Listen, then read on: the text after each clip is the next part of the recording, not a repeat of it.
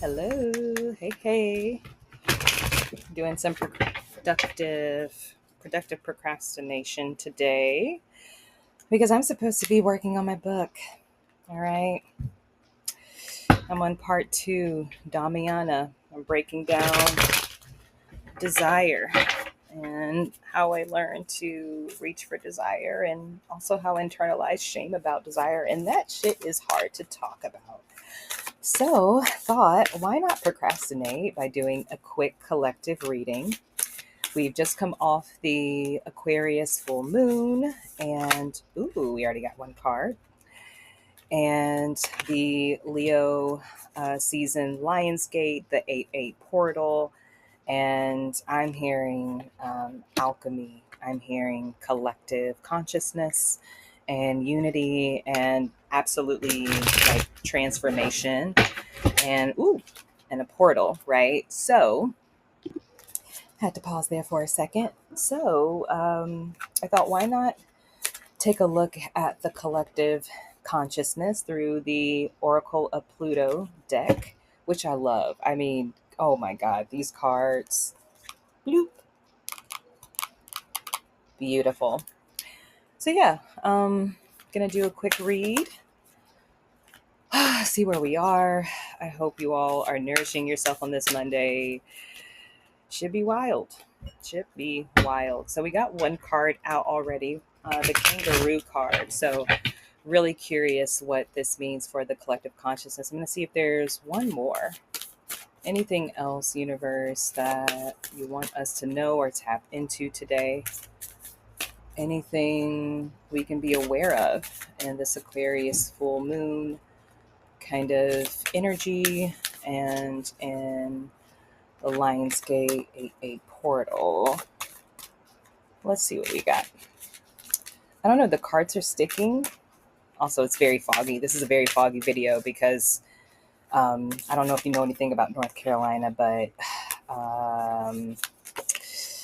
it's essentially a rainforest.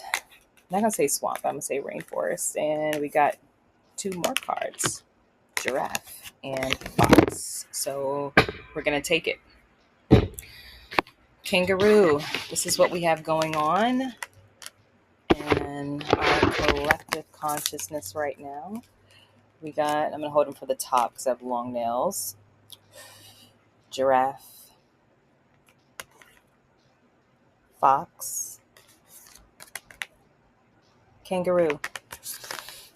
Maybe take a moment, see if any of these energies, I always get confused, resonate. There we go. Resonate. And let's take a read. So, kangaroo energy. Kangaroo, kangaroo, kangaroo. How are y'all doing? I have been loving this summer energy for the most part. Been very relaxing in this latter half at least. So, kangaroo, page 50. These cards don't have numbers on them, so sometimes they're a bit hard to find in the booklet.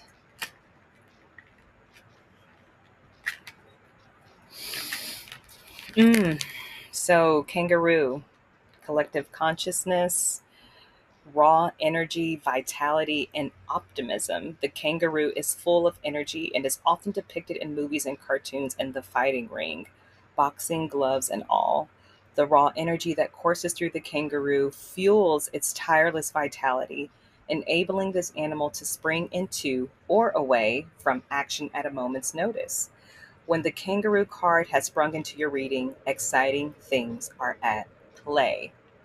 Here's some further reflection for you. Now is the time to recognize the potential that lies both within you and all around you.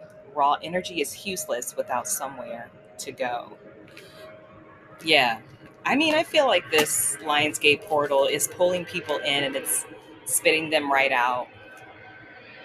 Air traffic. It's I promise y'all, I'm gonna move. I am one day. One day.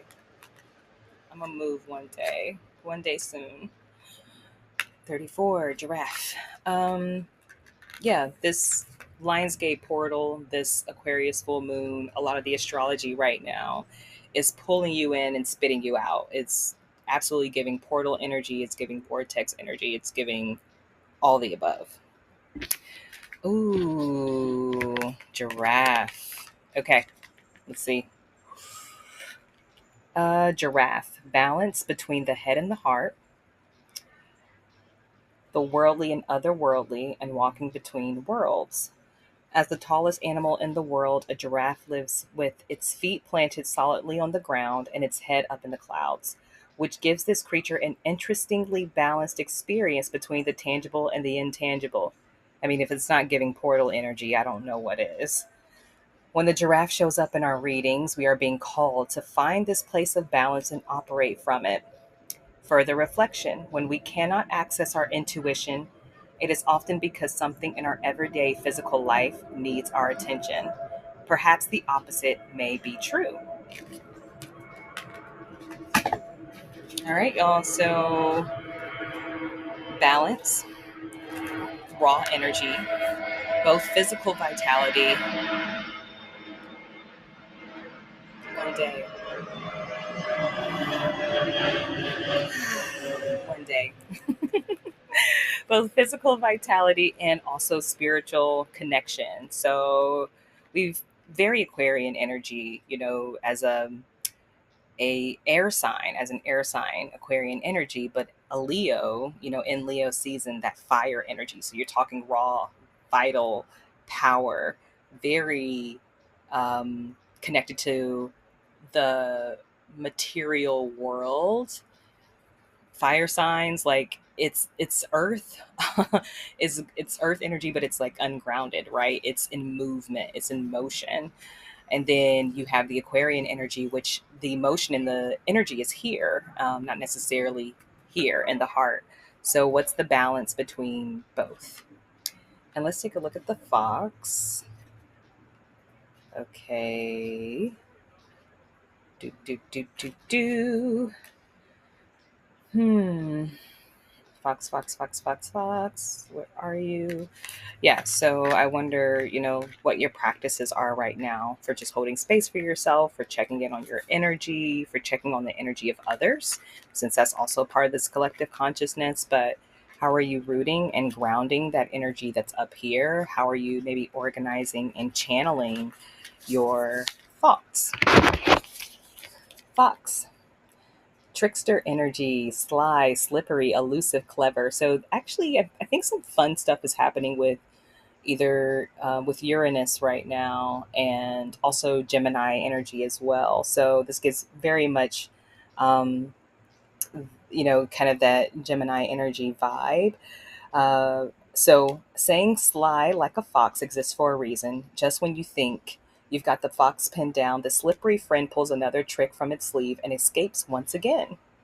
In many cultures, the fox is associated with the trickster archetype as well, often a character in stories that fools the protagonist over and over.